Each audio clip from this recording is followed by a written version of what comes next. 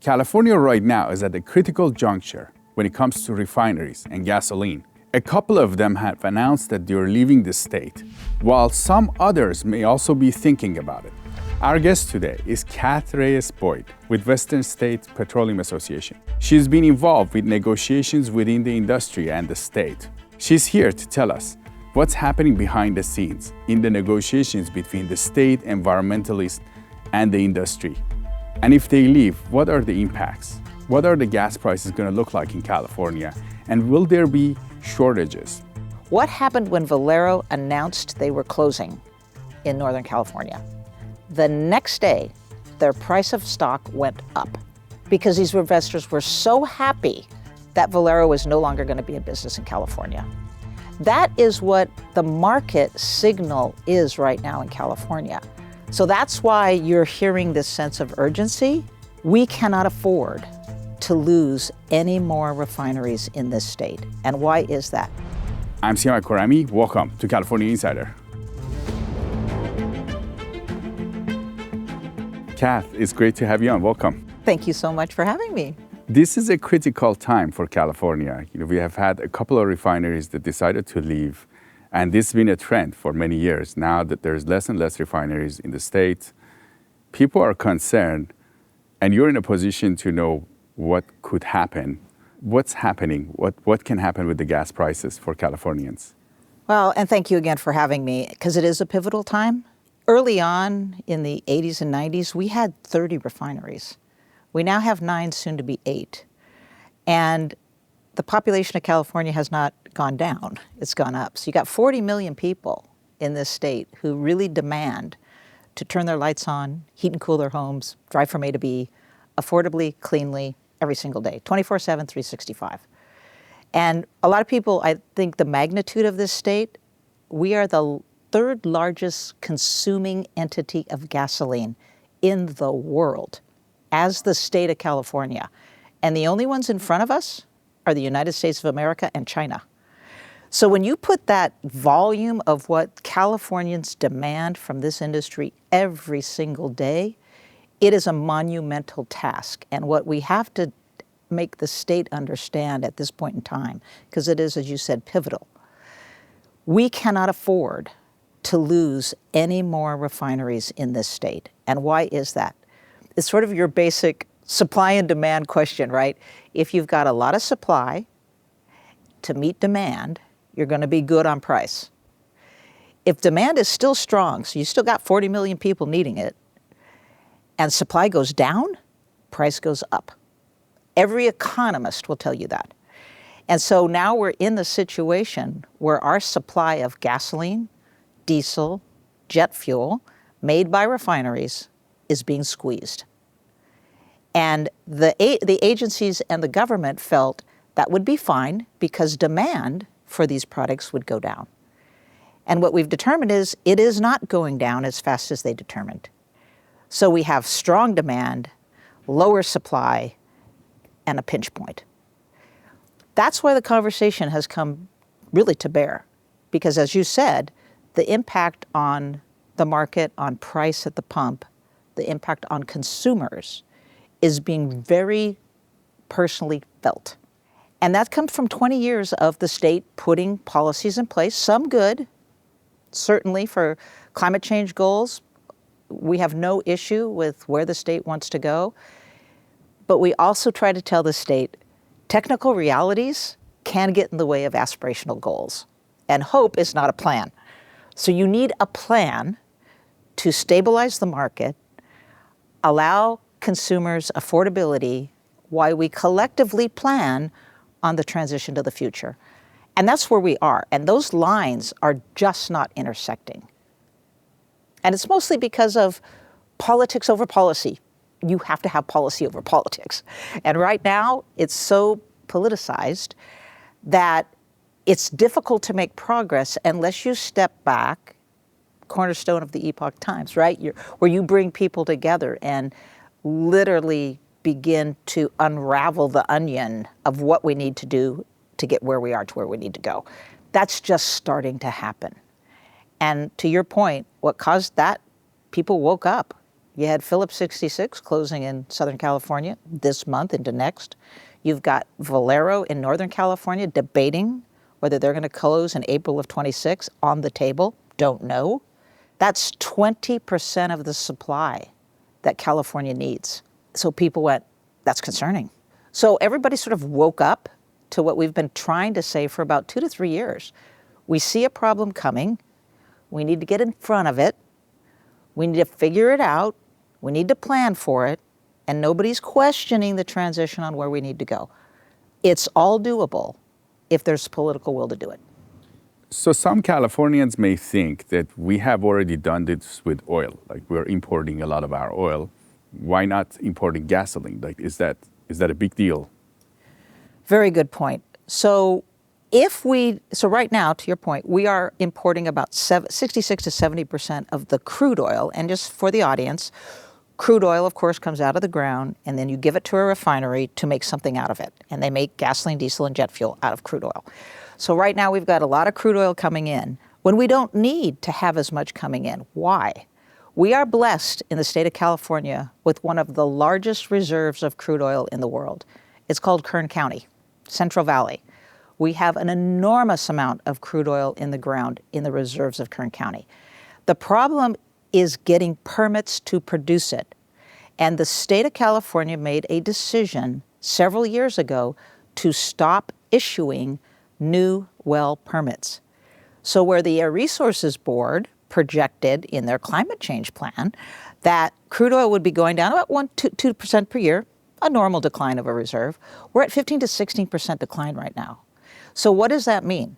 If you're not producing this crude oil in California, in our backyard, where it costs about $1 a barrel to produce it and get it to a refiner to make these products, you have to import it at $4 to $6 a gallon, 40 days away, increase greenhouse gas emissions from tankers that come from foreign countries, and this crude is produced in places that don't have our values, don't have our environmental protections. That scenario, you are actually doing nothing good for the environment. You're producing it in some place that doesn't have the protections, you're putting it on a tanker, you're having emissions, you're getting it here, and you're costing California's consumers more than they should be paying. When you are blessed with the resource in your very backyard. Why is that important to refiners? They would much rather get crude oil from California in a pipeline from Kern County to their refineries. It's so much more efficient, so much more cost effective than having to get a tanker 40 days away to get it to their same facility, let alone losing all those jobs, all the tax revenues, all the benefits to California because you're not producing it here and you're getting it from there. So we don't want to import oil. We want to be as self-sufficient as we can. Now, if we have to import crude oil, which we have to right now, then we have to still supply the market. But to your point of can you import product? The gasoline. Gasoline.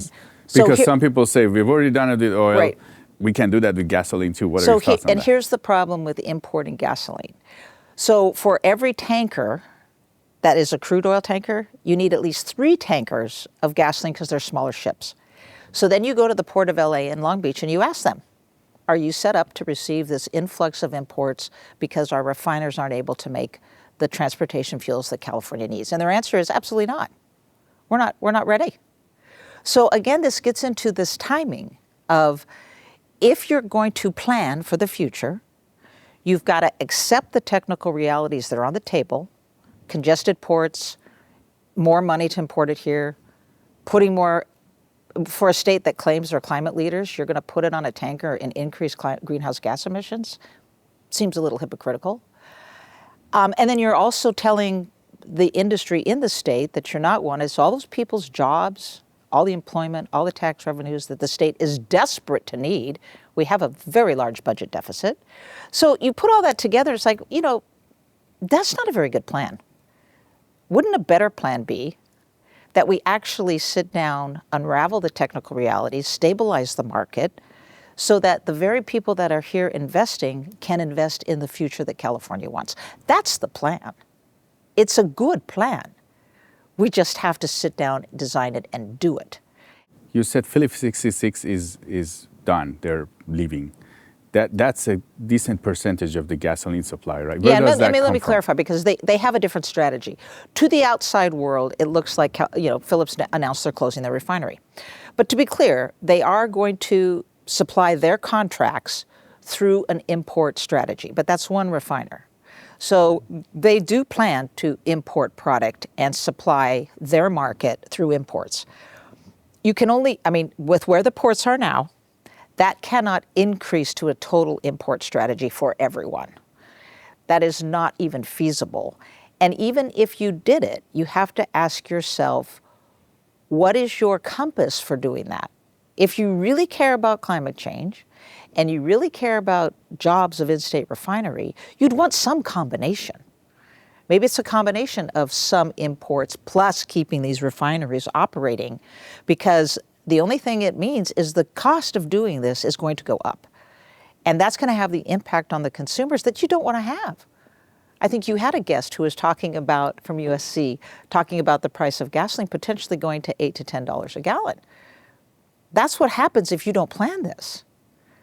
So if you don't get Kern County crude oil flowing in a pipeline to refineries in the north and south, mostly PBF, they've been very vocal about this, owns 2 refineries, Southern California, Northern California.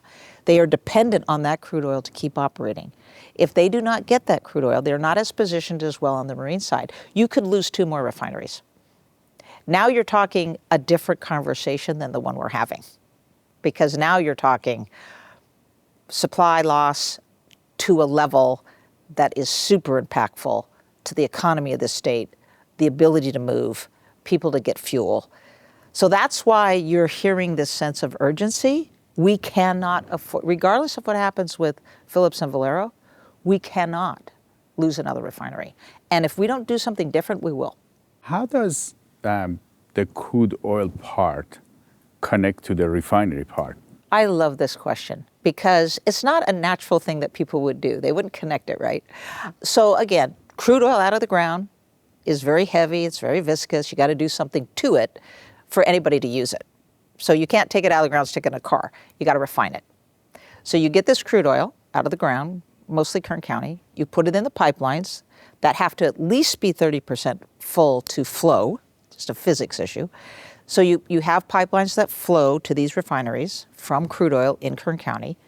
And then those refiners put it through the refining system to make gasoline, diesel, and jet fuel, which then goes out to the public, to LAX, to everywhere that needs it, right? So trucks, planes, cars, passenger vehicles, forklifts, everybody who uses the product. So why is that important? Because the easiest way and the most cost-effective way is to take the crude oil in your backyard, produce it, get it to the refineries, and make those products. Most efficient, most cost-effective, best plan for California, revenue, jobs, lowers the cost to the consumer. Wonderful. It only works if you get a permit to drill to get the oil. And that's what we have not been able to do. What are you hearing in the legislature right now? It's all about getting crude oil in Kern County flowing into pipelines to refiners, because if we don't, we're going to have a serious problem in the short term. So that's why it's important. That's the connection. So these refiners, you mentioned one that has one in Southern California and one in Northern California, and if they don't get the crude oil, they may want to leave. Why? Because it's not economic. So the cost of business in California for these refineries are at least two times higher than running any other refinery in the world. So when you think from a company's perspective, when they're doing their portfolio plan out, and they have their investors and they have their boards and they have to have a rate of return like any business. It's not just us, right? Everybody has to rate of return. So if you're looking at California and you're an investor and price is just going up and the cost is continuing to go up and you're not going to be able to make the investments to remain economic, then you're going to shut down because you have other opportunities in the world who want our product desperately.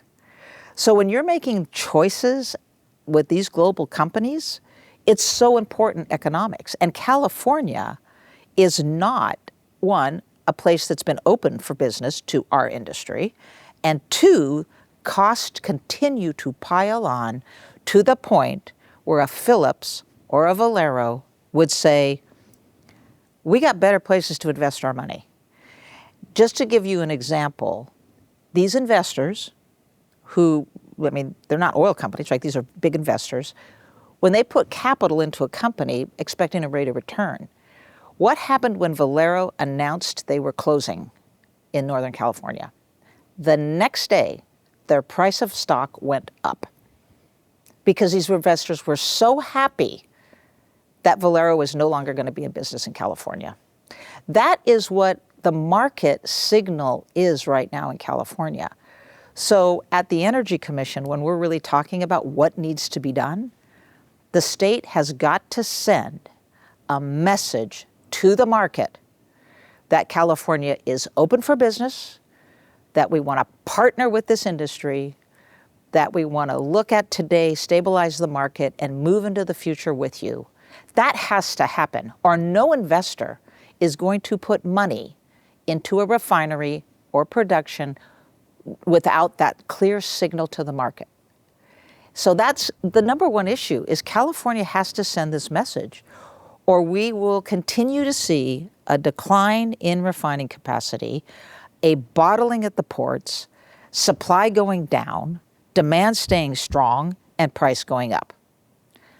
That cannot happen. That's why you hear the legislature so interested. That's why the governor sent a letter to the Energy Commission and said, I'm worried, we need to look into this. That was in April. Now what's happening? We're in the legislature and all these things. What's the bill going to look like? What's the Energy Commission going to do? What's the outcome of all this, discussion, which is great, but we have to have action, urgency.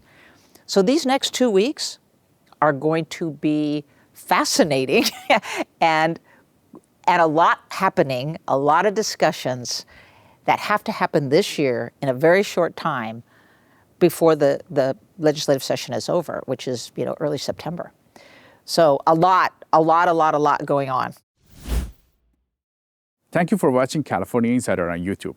If you like our content, make sure to press the like button and comment so that the algorithm can reach more people. If you're not a subscriber yet, make sure to subscribe to our channel so that we can update you with the trends and issues that are going on in California. Now let's go back to the interview. So you're an insider in this space, and if these discussions don't go well, what is the potential impact to average Californians?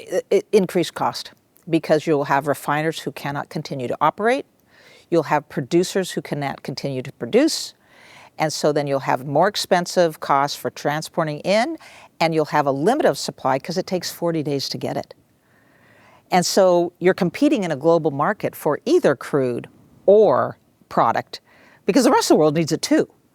So it's so much better to be energy independent, have control of your own destiny. Okay, once in a while you got to tap into the global market. But if you had a system in California like we've always enjoyed, enough refining, enough production to meet demand while we position and diversify into the future, that's how it used to be. And that is not in any way where we are. We have to get back to that. We've heard that California's gasoline is special. Not many refineries can actually make them. Is there a limitation on what we can get across the globe, or is it easy to go to other countries? There is a limitation. I mean, because we make the cleanest burning gasoline on the planet by far. And that's because, that's a good thing, right? It costs more, it does, but it does impact air quality. We all can remember when we were down here and couldn't even see the mountains. So huge improvements have been made. So, but it is a special blend, and it's made for California, and it costs more money. The problem with that is, who else makes it? Okay, there are a few. It's mostly in Asia, Japan, Korea. So there are some, but they're also competing for that with other interests of what they're making and where it needs to go. And so it's the market, right? Does it make sense for them to send it here? How can we get it? How much tankage? How long does it take? All that would have to happen on a regular basis to even begin to supply the California market, and we're not even positioned to do that. So what you hear happening now is this question of, could we have a regional blend? Is it time for California to look at a different blend that makes it easier to have fuel flowing from all parts of the world to get here? So that's a conversation that's going on. The most important part of that conversation is, if you change that fuel spec, what impact does it have on air quality? So the Air Resources Board, I think, is being thoughtful in this. They're saying we're not opposed to it, but we need to look at what a change in fuel spec would mean to the air quality of the state of California that the residents and consumers demand. So that's step one. It's been a long time since we looked at that fuel spec. Fuel's gotten better, cars have gotten better, engines have gotten better. So it could be when you did that, you say, you know what? Maybe it is time. That would help on making a product more fungible as we talk it. It can be exchanged easier because it's not special. That could be helpful in more supply to the market. And I think just the other point is, and I don't think many understand this, Arizona and Nevada don't have any refiners. They don't have production. They're not near oceans. They are dependent on California for their fuel. So Reno, northern Nevada, gets their fuel from the Northern California refiners.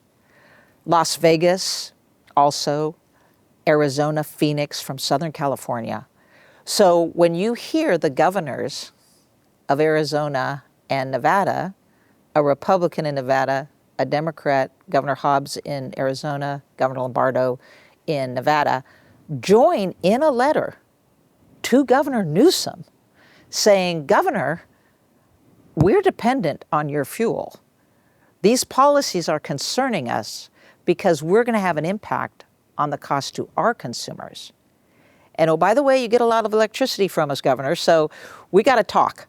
So that's why you see these states engaging now, because they also know we're not going anywhere good on supply to this Western area unless we all figure it out. And I'm a big one that says it's just pace and scale. This is not, can't we figure it out? Of course we can figure it out. It's pace and scale of where we are, where we need to go, looking at some of the things we got to take care of because of the technical realities. That's it. This is not hard. It's only hard if we don't want to do it. But I think, one of your cornerstone principles is collaboration and bringing people together. So I commend the California Energy Commission for when they got that letter from the governor, they brought a group of people together to say, okay, we got like 2 weeks or 2 months to respond to this letter. What are we going to do?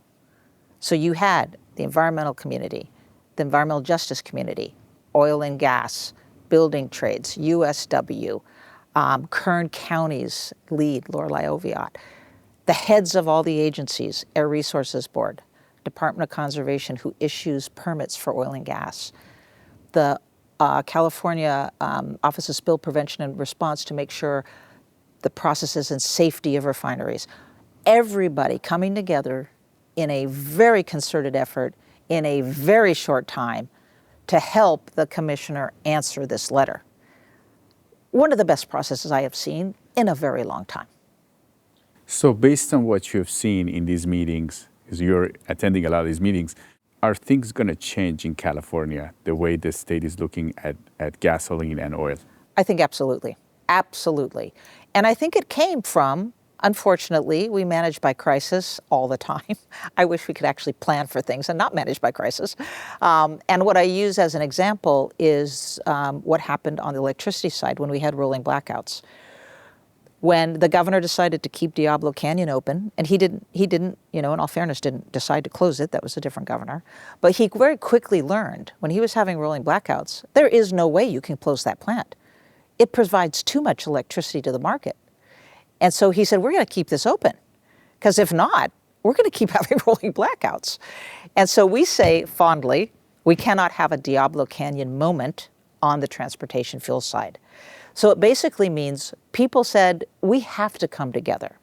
We are at a crisis. We cannot have another refinery close. We didn't understand. Now we have two. We understand better. We didn't know you needed crude oil in Kern County to keep the next two open. We understand. We didn't know. It's that inquiry, right? And the reason it came together is because of that crisis of 2 refineries taking 20% off the market when demand is strong, ports are congested. We have to do it here and figure it out. So that's what really prompted it. Am I optimistic? I'm more optimistic than I have been in a long time because we've been trying to get people's attention on this.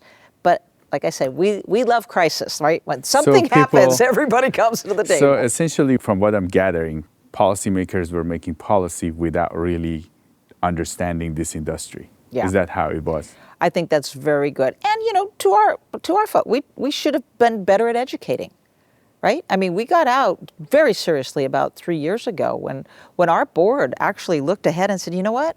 We're kind of concerned with what's going on here and where this is going. And so we hired like a market expert called Turner Mason, and they basically mapped out California. They know everything about the market. They'll know more than I'll ever know. They know how the market flows. They know our refineries. They know where fuel is. They know where production is. They know where pipelines are. And they unraveled this onion and said, we're concerned. We're concerned with if we keep going on this path, they literally have a chart of when refineries will close down from here till 2045, at what rate, at what time, and what does that mean if demand does not go down? That means electricity, vehicles, diversification has not gone up. If those lines aren't intersecting, which they are nowhere close right now, we will have a major problem in California. It'll be the rolling blackouts. It'll be the Diablo Canyon moment on the transportation fuel side. So I'm encouraged because the conversation is happening. I wish it happened 2 years ago, but putting that aside, we have to do a better job of coming forward. Why am I so excited I'm here? Is because we're having the conversation that is so critical to California's future.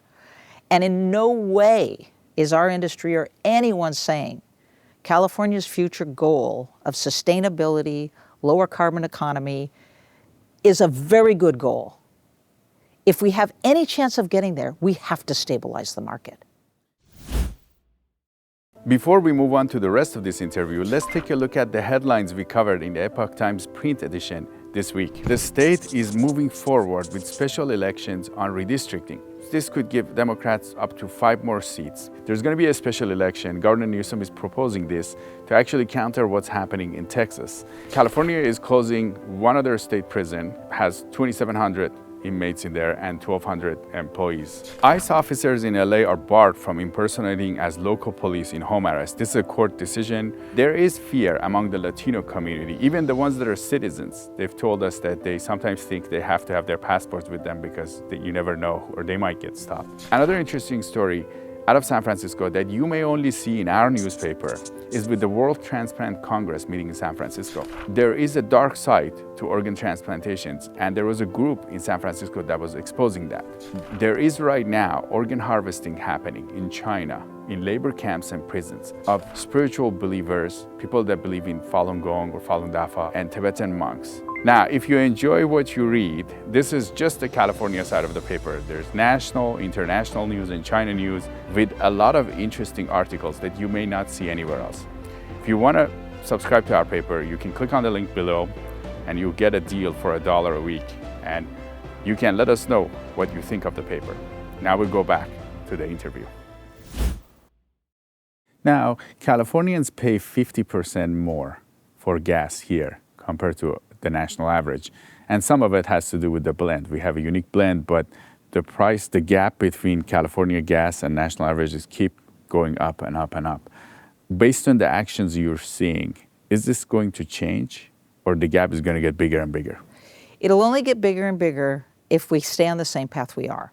One of the biggest things that causes the cost of gasoline to be higher in California, and I'm not saying these programs aren't meritorious, but there are climate change programs that California put in place, cap and trade, low carbon fuel standard, that do have an impact on cost. And there's taxes and fees that are very large, and there's other fees, underground storage tank fees. All of those fees and taxes and programs amount to about $1.10 difference from what we're paying in California and anybody else. Off the bat, over $1.10. So that's excluding the cost of the blend, right? Yeah, that's excluding the cost of the blend. So, and then you put on top of that high labor costs, high electricity, which we use lots of, high natural gas costs, which we use lots of. So that's why it's so expensive. You not only have 20 years of policy, and then you have all of the costs of energy going through the roof, which we all use to produce the gasoline, diesel, and jet fuel California needs. And it's just cost. And then you put the air districts. We have many air districts in California, love them, deal with them all the time. I have great relationships with them. But again, they have very hard requirements that they have to meet from the federal government, from the California Clean Air Act, that are only every action is taken now is cost. So when you have huge if you're a refiner in Southern California and you're looking at 2027 and you're going, wow, that rule got passed and I got to put another $300 million in my plant in 2027, something else has got to change for me to be able to do that. I can't stay where I am and add another. So you have to start saying, all right, what can we do to make permitting easier, to help us, incentivize us to modernize?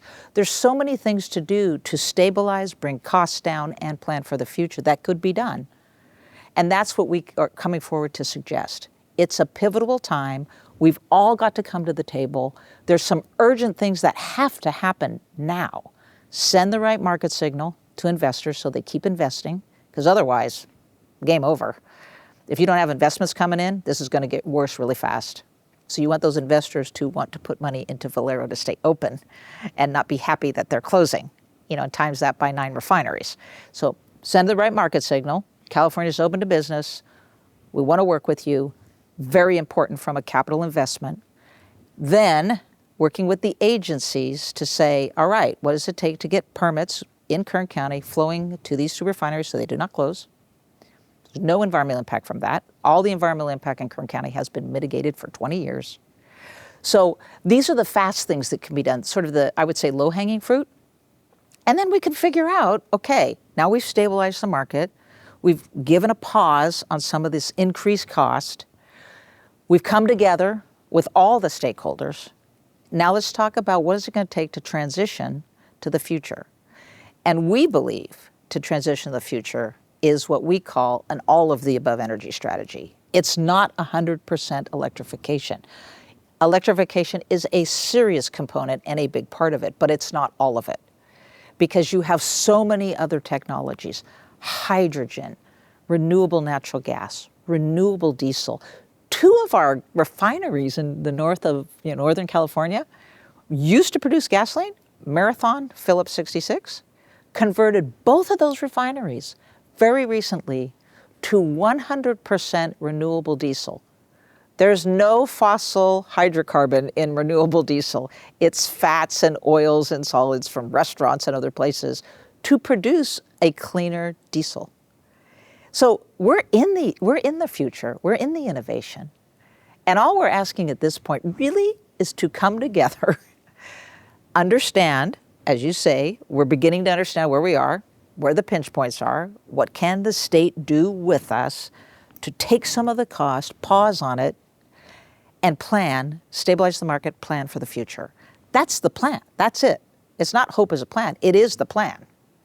How likely is it for all of this to happen fast? Because you mentioned the Valero's announced that they're leaving and their stock price went up, and probably executives there, they probably are forced by the market to want to continue. And how likely is it for California to stop that?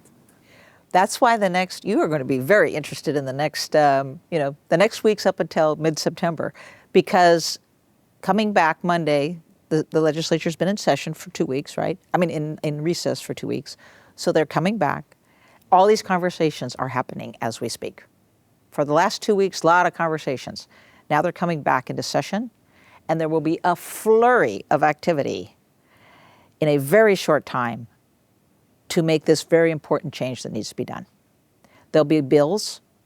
There are already bills being discussed. On the CEC side, they just had a hearing yesterday and made 2 important decisions. They have the big decisions coming up in September.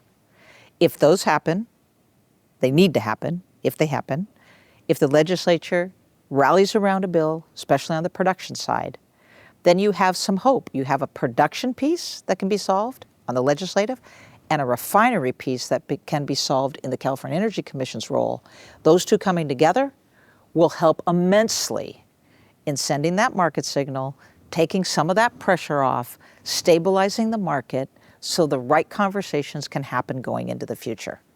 I'm hopeful. I'm always optimistic, though. I'm a glass half full person, so I'm hopeful.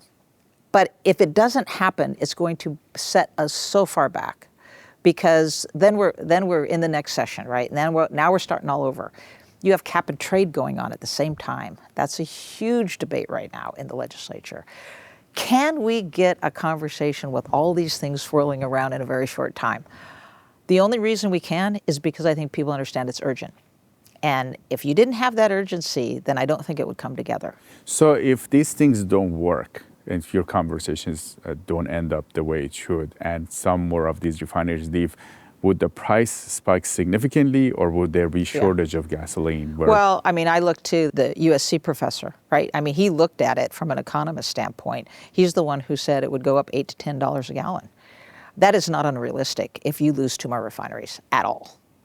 And part of the problem is, at some point, if you lose too many refineries and you can't get what you need from an import, now not only are you talking price, you're talking supply. Can you get enough?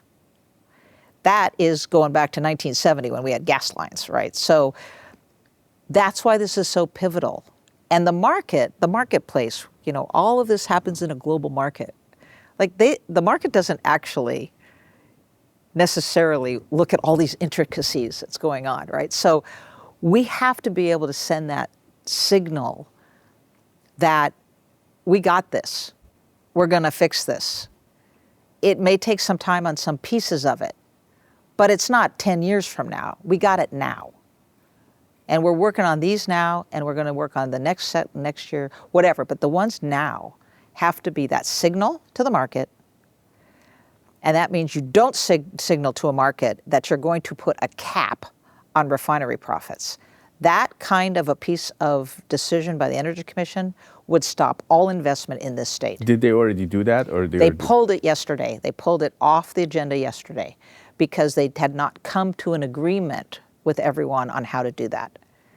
So it's up now for September. It has to happen. It has to be a good signal to the market. And I think pulling it was probably the right thing, because if you don't have consensus on what you're going to propose, and we don't believe it's going to send the right signal to the market, there's no point in doing it. Might not be the right time to do that, right? Especially because more people could leave, right? Right. And so I think pulling it from the agenda yesterday, continuing, they had 4 items that were in this realm. 2 of them went forward, 2 of them they pulled. This one in particular they pulled is the number one issue. And the reason it has to be solved before this session is out, because Valero is ready. They will make a decision this year whether they close in April of 26. They don't wait till April of 26 to make that decision. That decision will be made this year. So they're waiting to see. It's like, is California serious? Are they going to send a message? Are they not? Are they going to fix crude? Are they not? And they're waiting for this because they have a pathway. They know what they're going to do if California doesn't take a different path. And so this is so pivotal. And the city of Benicia, who is reliant on Valero, so much of the employment and revenues coming from that. The mayor of Benicia is beside himself if that plant closes. It will devastate the community. So you can see how many pieces here will be impacted if the state doesn't take these actions in this session to calm the market, keep investment coming, get production flowing so we can stabilize and move into the future. That's it. And I hope we can do that in this session. You mentioned another point that we haven't talked about much is the jet fuel side. I think. Can you tell us more about that? Who's providing that? How's the impact if jet fuel is not? And jet fuel's just, it's so important, right? And it really doesn't get as much due as it needs to. You think about the travel from LAX, San Francisco Airport, huge amounts of jet fuel. If these refineries cannot operate and produce jet fuel to provide these large airports for travel. Can you imagine? Increase of airline tickets through the roof. Ability to get fuel to fly planes from imports to a large market that's competing with everything else. Not a good story. So it's not just gasoline that's impacted. And you know, for those who, and I totally appreciate the world does not necessarily understand how a refinery runs, but when a barrel of crude oil comes to a refinery, that barrel produces gasoline, diesel, jet fuel through the refining process. Heat, temperature, separation, that goes there, this goes there, this goes there, those products go out. That happens in the refinery, 365, to meet the needs of 40 million people, including aviation. So that's why this is so tied. It's tied to everything. It's tied to every single thing we do every day. Drive to get to work, drive to take our kids to school, fly on an airplane. Mobility is the cornerstone. So, I mean, we're the cornerstone of the economy, frankly. So that's why we're very excited about sustainable aviation fuel, which of course is taking aviation fuel and making it less impactful from an emission standpoint. But that still is needing high volumes. So you need refiners to be able to make all these products. So less refining, less ability, higher cost, more impactful to the environment. Again, the plan needs to restart and reconfigure if our goal is to make sure California is in a stable market, consumers are not negatively impacted, and we're serious about going into the future. I can't imagine going into the future with a market that's not stabilized. Nobody will care. It'll all be about tomorrow. Like, can I get fuel? Can I turn my lights on? Can I heat and cool my home? I can't do that. I love climate change. I love transition, but I am worried about living. So, Kat, you mentioned that there are policies right now that they want to cap the income of these refineries. And it seems like the state still has these policies and they're regulating and regulating more, even though we're at a crisis point. Is it still going or has it changed completely? The state is...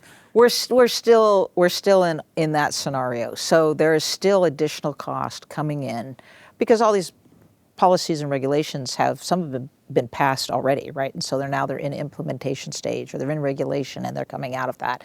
They pass a bill, it becomes a regulation, and then it gets implemented. So a lot of those are in play right now. So it's not like costs have paused. Costs are continuing to come in. And you have refiners already saying, even now, we cannot we cannot continue to operate here. So it's not only pausing, which is super important, because, you know, don't put that next straw on the camel's back that breaks it. So the camel's kind of like, you know, hanging on, you know, but so pause it. But then what can you do to start taking the straws off the camel's back that makes it more incentive for these companies to stay? More incentive for investors to put capital. So when they make the announcement they're leaving California, the stock should go down, not go up.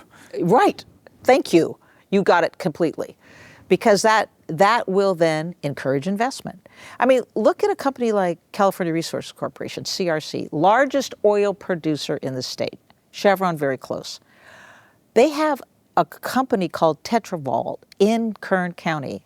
What is that company doing? It is a carbon management company, the biggest one in the state, to take carbon out of the atmosphere, have it shipped there from people because we don't want carbon in the atmosphere, lower carbon economy, put it underground and keep it there. They can do that because they have oil fields that they don't need to produce oil anymore. They can take it and put it underground, take the carbon out of the atmosphere. Amazing technology. 19 other facilities in the world doing it. Incredible for climate change reduction and dealing with climate change. They are an oil producer that needs revenue to support this carbon management plan. They are with California going to the future. They are struggling to stay in business in California because if you can't produce oil to pay for this, they're both going down. And you'll have a California company who cannot continue to operate here. That is the worst outcome. Now, how much of this is Californians? There's a high percentage of Californians have a bad perception of oil, and the legislature, the lawmakers look at their constituents and see that their support for this, so they try to go after the oil companies. There were some plans to sue the oil companies for the fires in LA because it's their fault. This desire to villainize this industry has to stop. It just has to stop. Why did Chevron move their headquarters from a California company since the 1900s in San Francisco, in the Richmond area? Why did they move to Texas? Because they're very proud of what they do. We're very proud of what we do. These are energy producers. They produce not only oil and gas and traditional, they produce hydrogen, they produce renewable diesel, renewable gasoline will be an amazing thing that comes on the market. They're in CCS, they're in hydrogen, they're wind, they're in solar. But to stay in California and be villainized, it's not in their DNA. That's not who they are. And so they moved their headquarters because of that.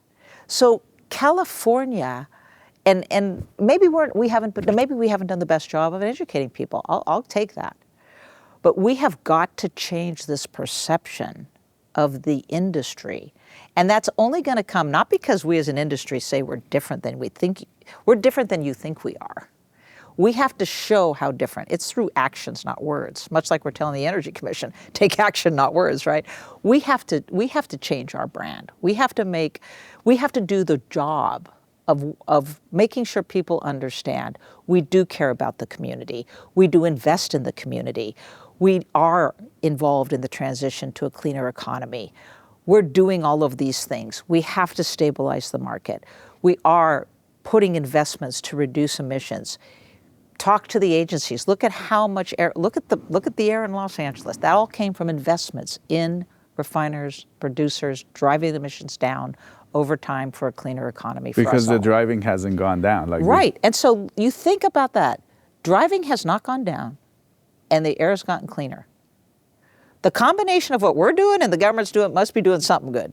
So we got to get away from, I've been doing this 40 years. We used to be so collaborative together with the government and the agencies. We did 3 clean and burn gasolines together. We took lead out of gasoline, sulfur out of diesel. We went up and down the state putting handkerchiefs behind diesel buses because it was so much cleaner. We wanted to show together as a state, industry, government, environmental groups. We did huge studies in the Central Valley to figure out how to deal with transport of air quality emissions from the Bay Area to the Central Valley with mountains around it, capturing emissions, and how do we lower particulate matter? How do we improve the health? This is what we used to do all the time. And then we got completely away from that into this siloed, polarized, us versus them, you versus us, your science, our science, we don't believe you, you don't believe us. I mean, that ability to build the trust, I think you've said it so well. Without the trust, we have nowhere to go. We've got to build the trust. Why I'm excited about this process that Commissioner Sivagunda put in place. It started again, getting people in the room to understand each other's views, take the cotton out of our ears, understand what we're saying, and come together on a response he gave back to the governor. Amazing. In a 2-month period. Amazing. So do I think it can be done? Absolutely. Now we got to do it with action going forward. That was just a response letter. Here's the things we think we need to do. Legislature, you need to go do this. Energy Commission, you need to go do that. And that's where we're sitting. If we are successful in these 2 pieces, it could change the conversation about how California goes. Collaboratively, working together, nobody's going to get everything they want.